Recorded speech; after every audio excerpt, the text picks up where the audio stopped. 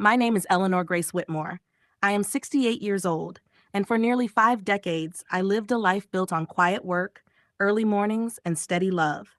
I was a wife, a mother, and the unseen backbone of Hazelbrook Orchards, a small organic apple farm tucked into the rolling hills of Pennsylvania.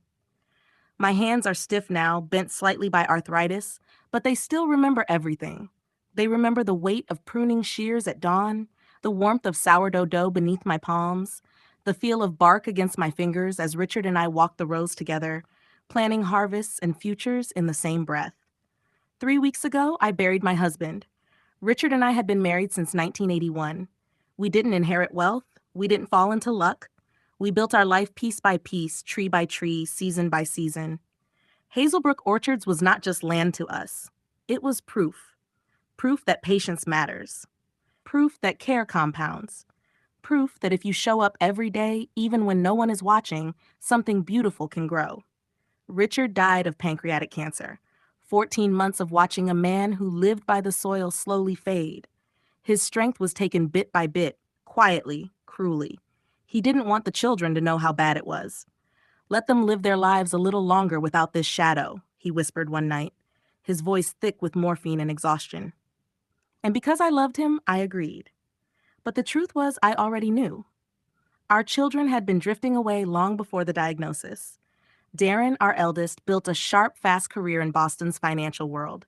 He wore success like armor and rarely came home, maybe a weekend here or there over 10 years. Samantha drifted in a different way. She chased wellness trends, half-formed businesses, and borrowed purpose, each venture funded by Richard's savings and wrapped in promises of just one more try. I hoped grief would bring them back. I hoped loss would remind them who we were. I hoped they would see the orchard again, the dinners, the quiet love that built this house. Instead, when they arrived for the funeral, I didn't see children mourning their father. I saw professionals assessing inventory. The night after the funeral, I sat alone at our kitchen table, my fingers tracing the worn grooves in the wood. I told them we could go through Richard's things together the next day. It was a mother's instinct, a small invitation for memory and connection. They had other plans. The next morning, sunlight poured through the lace curtains Richard and I chose 30 years ago. I brewed coffee the way he liked it, simple and honest, not the imported blend Darren brought with him. I waited at the table. They came downstairs dressed like executives. Darren in a blazer, Samantha in a silk blouse, hair perfectly curled. They looked ready for a board meeting, not remembrance. "Mom," Darren said, setting his mug down with deliberate precision, "we've been talking." Samantha glanced at him, then at me. "We think it's time to start settling things. The estate, the business, the house." The word settled hung heavy in the room. "It's practical," Darren continued. "You can't manage the orchard alone. The house is too big. It's too much for someone your age." My age. I had worked that land through blizzards and heat waves. I had handled payroll when we couldn't afford help, baked pies for fundraisers, driven tractors, delivered crates to food banks. But suddenly, I was a problem to solve. "We want you comfortable," Samantha added smoothly. "There's a beautiful retirement community, Sunnyvale Estates, activities, friends." I stood to clear the plates because my hands were shaking. Then Darren slid a folder across the table. "Dad signed this last year," he said. "He wanted us to take over." The paper was printed on Darren's corporate letterhead. Richard's signature looked wrong, too clean, too steady. He hadn't written like that in months. "This isn't from our family lawyer," I said. "He was lucid," Darren insisted. "This is what he wanted." "There's a developer," Samantha added quickly. $7 million for the land. We'd all be set. You'd be taken care of. $7 million for a lifetime of care replaced with concrete. "You're talking about selling your father's life's work," I said quietly. "Mom, be reasonable," Darren replied. "The orchard can't last forever." Something old and fierce stirred in me. I looked at them and spoke evenly. "Show me the will." Darren hesitated, then pushed the folder closer. "I'm going to bed," I said. "We'll talk tomorrow." But I already knew. There would be no tomorrow conversation. They weren't grieving. They were executing. I didn't sleep that night. I listened to the house breathe, the wind through the trees, every familiar sound. What haunted me wasn't silence. It was the absence of warmth where my children's hearts used to be. By morning, the smell of coffee had changed, bitter, imported. They were waiting with coats on. A suitcase stood by the door. It wasn't mine. We packed essentials for you, Samantha said brightly. We can drive you to Sunnyvale today, just to look. I'm not going to a retirement community, I said calmly. The paperwork's done, Darren replied. We close next week. You can't stay here. I've lived here my entire adult life, I said. It's time to let go, he answered flatly. I asked for my medication and some family photos. Upstairs, I didn't cry. I gathered my pills and something else they didn't know about. Behind a false panel in the medicine cabinet, installed decades ago, I took my passport and birth certificate. From a fireproof box hidden behind Richard's old flannels, I retrieved the original deed to 20 acres of land, purchased in my maiden name. Land with water rights. Essential land. Downstairs, I smiled softly. Ready.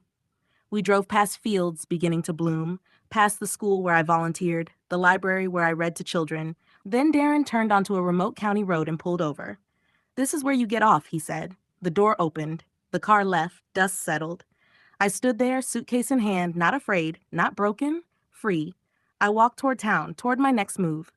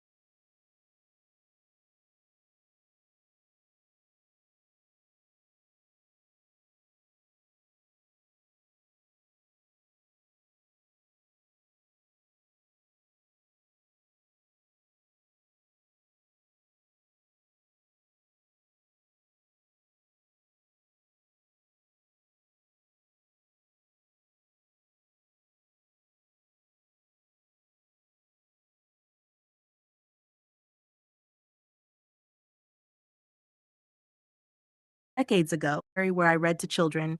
Then Darren turned onto a remote county road and pulled over. This is where you get off, he said. The door opened. The car left. Dust settled. I stood there, suitcase in hand, not afraid, not broken, free. I walked toward town, toward my next move.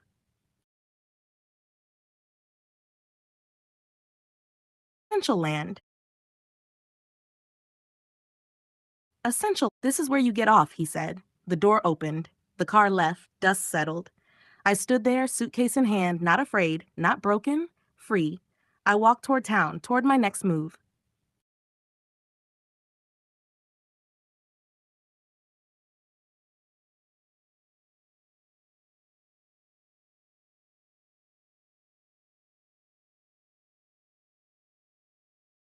I walked for nearly an hour before my legs began to ache. The road was quiet, bordered by fences and fields that had not yet learned whether they would bloom or be bulldozed. With every step, memories rose and fell like breath. Richard teaching Darren how to prune without harming the tree. Samantha running through the rows with apple-stained fingers laughing. I wondered when love had turned into leverage. By the time I reached the edge of town, my shoes were dusted white and my suitcase felt heavier than it had any right to. I stopped at a small diner near the bus stop, the kind of place where the coffee is always hot and the waitress remembers your face even if she doesn't know your name. I ordered toast and tea and sat by the window. That was when I allowed myself to feel it. Not sadness, not anger, resolve. I had spent my entire life being practical for others, making room, making peace, holding things together quietly. What Darren and Samantha never understood was that practicality, when sharpened by love and loss, becomes something powerful.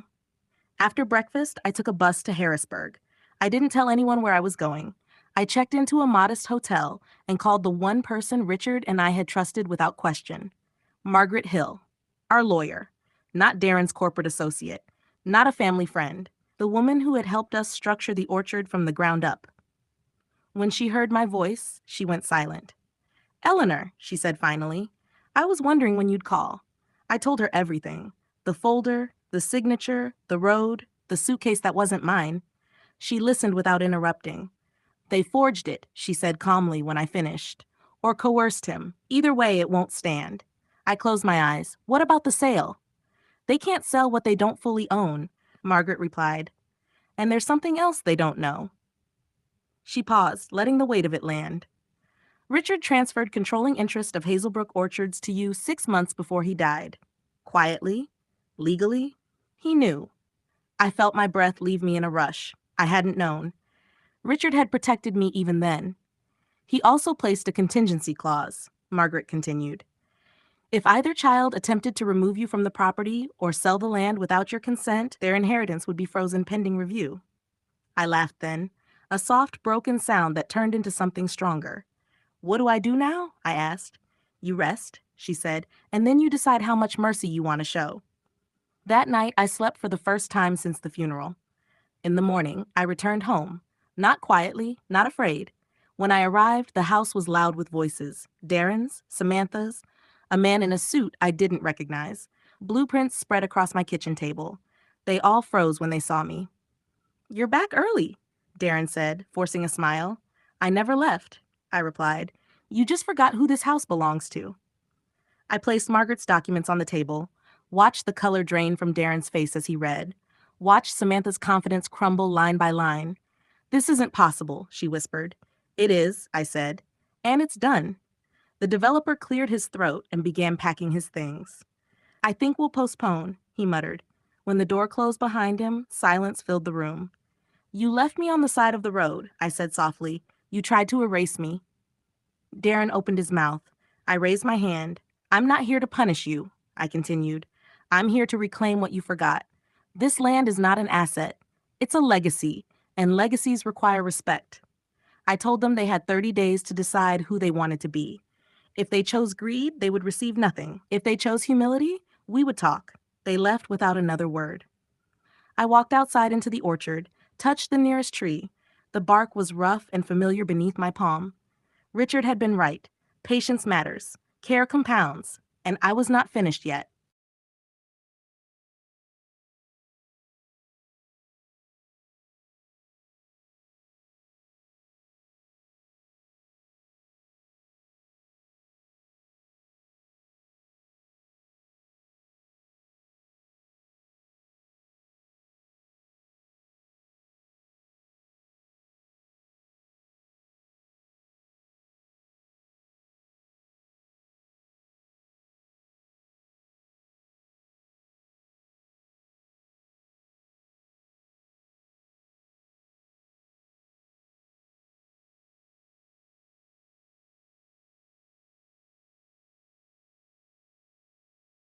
The days after the injunction moved slowly, but with a kind of clarity I hadn't felt in years. For the first time since Richard's diagnosis, my mind was quiet. Not empty, not numb, just clear. The kind of quiet that comes after a storm has passed and you can finally hear yourself think. People in Hazelbrook noticed my absence from the farmhouse before they noticed anything else. In a town this small, routines are a language. When I stopped coming by the post office every Tuesday morning or disappeared from the orchard lanes, people sensed something was wrong without asking. I kept my head down at first. I needed space to breathe, to grieve properly. Not as a wife managing appearances or a mother smoothing conflict, but as a woman reckoning with the truth of her own life. I had loved deeply. I had given freely. And somewhere along the way, I had mistaken endurance for safety. The apartment above the bakery was modest, but it felt honest. Sunlight pooled on the wooden floor in the afternoons. At night, the hum of the ovens downstairs reminded me that something was always being made, even while I slept. That comforted me more than silence ever could. Harold checked in regularly. He moved with precision, methodical and calm. The forged documents were under formal review. The developer had withdrawn entirely. Darren's confidence had evaporated the moment real consequences appeared. What surprised me wasn't their panic. It was how little I felt when I heard about it. I didn't feel triumph. I didn't feel anger. Mostly, I felt a deep, steady sadness. Not for what they tried to take, but for what they had already lost. Somewhere along their climb, my children had misplaced the part of themselves that understood roots. One afternoon, as I was arranging herbs on the balcony, a knock came at my door. I didn't need to look through the peephole to know who it was. Mothers always know. Samantha stood there alone. No silk blouse this time, no practiced smile. Her eyes were red, her shoulders slumped like a child who had finally reached the end of pretending. "Mom," she said softly, "can we talk?" I stepped aside and let her in. She looked around the apartment, taking in the smallness, the simplicity, the absence of anything she could measure in dollars. "I didn't know," she began quickly. "About the road, about what Darren planned. I swear I didn't." I sat down slowly, carefully. My joints still complained, but they no longer ruled me. "You were in the car," I said. My voice was steady. "You didn't stop it." She flinched. "I was scared," she whispered. "He said it was temporary, that you'd be fine." Silence filled the room, thick but necessary. "Do you know what scared me?" I asked. "Not being left on the road. I've walked harder paths than that. What scared me was realizing my children believed I had no value without what I owned." Her face crumpled. She started to cry then. The kind of crying that isn't loud, just leaking.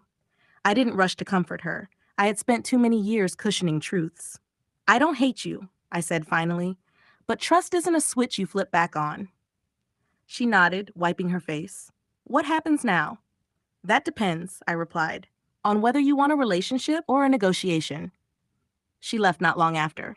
There were no hugs, no promises, just an understanding that something had shifted, and it would never be the same. Darren didn't come. He sent emails instead. Long ones, defensive ones, legal ones. Harold handled them all. I refused to read most of them. I knew the tone without seeing the words. Control sounds the same no matter how it's phrased. As spring deepened, the orchard bloomed like it always had. White petals drifting across the grass, stubborn and beautiful. I walked the perimeter often, staying just outside the gates, not because I wasn't allowed in, but because I didn't need to step back into that space to know it was still mine. Ownership isn't always physical. Sometimes it's spiritual. Sometimes it's knowing you could return, but choosing not to yet. At the community center, the workshops grew fuller. People brought notebooks, questions, curiosity. They didn't see me as someone to manage or move aside. They saw me as someone who knew things worth learning. That changed me. One evening, after a long class, I sat alone in the library as the sun dipped low. I thought about the woman I had been at 25, signing papers in her maiden name just in case. I smiled at her now. She had known something I had forgotten for a long time. Security doesn't come from who promises to take care of you. It comes from knowing you can take care of yourself. I still miss Richard every day. Grief doesn't disappear just because you find your footing. But now, when I spoke to him in my thoughts, it wasn't with fear or confusion, it was with steadiness. "I'm okay," I would tell him. "I figured it out." And somehow, I believed he knew. Hazelbrook carried on. So did I. Not as the quiet heart holding everything together for everyone else, but as a woman finally standing at the center of her own life, unafraid of who might walk away when she stopped shrinking. I wasn't abandoned, I was released. Time has a way of revealing what people really want once the urgency fades. In the weeks that followed, the noise around the orchard softened, but the truth underneath it grew louder. The legal freeze stayed in place. The forged will was officially under investigation. Word traveled quietly through the right channels, and quietly was all it needed. Deals don't like uncertainty. Developers like clean lines and obedient signatures. They don't like widows who still know the law. I received updates through Harold, never directly. Darren stopped pretending this was about family and leaned fully into strategy. His messages shifted tone. First frustration, then bargaining, then thinly veiled threats about court costs and public embarrassment. He wanted me tired. He wanted me afraid. He wanted me to remember my place. But I had already left that place behind. What surprised me most was how my body began to change once my mind did. I slept better. The ache in my hands was still there, but it no longer felt like punishment. It felt earned. Each morning, I brewed my coffee slowly, standing on the balcony, watching Hazelbrook wake up. The town didn't rush. Neither did I. One afternoon, I ran into Margaret Collins at the post office. She had been coming to the orchard since before Darren could spell his own name. She looked at me carefully, then smiled. "You look lighter," she said. "I am," I replied. She didn't ask questions. People who truly know you don't need explanations. The first real turning point came when a letter arrived from the bank. Not forwarded, not copied, addressed to me directly. Hazelbrook Orchards' operating loan had been flagged. Darren had attempted to restructure it under his sole authority. Without the water rights secured, the bank froze the adjustment and requested clarification of ownership. Harold smiled when he read it. They're starting to realize the ground isn't stable beneath them. I felt no satisfaction, just confirmation. Later that week, I did something I hadn't planned. I drove back to the farmhouse. Not to reclaim it, not to confront anyone, just to see it with new eyes. The driveway curved the same way it always had. The trees still leaned toward the light. The house stood solid, but something about it felt hollow now, like a shell waiting to be filled with noise that no longer belonged to it. I didn't go inside. I stood at the fence line and let the memories come without chasing them. Richard laughing when a ladder slipped, Samantha running through sprinklers, Darren sleeping under a tree with a book he never finished. This place had been real. That mattered. But it didn't own me anymore. As I turned to leave, I saw Darren's car pull into the drive. He stepped out, alone. For a moment, we just looked at each other across the distance. No lawyers, no papers, just the truth standing between us. "You weren't supposed to be here," he said. "Neither were you," I replied.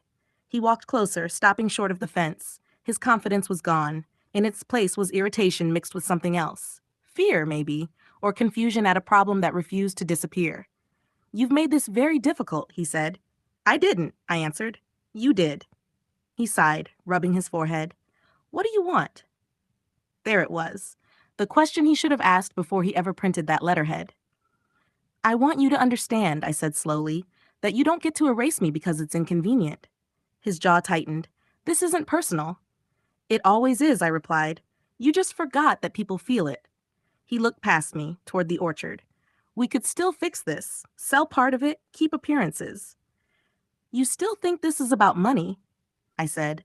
"And you still think this is about control," he snapped. I met his gaze evenly. "No, it's about responsibility, something you inherited but never learned." He said nothing after that.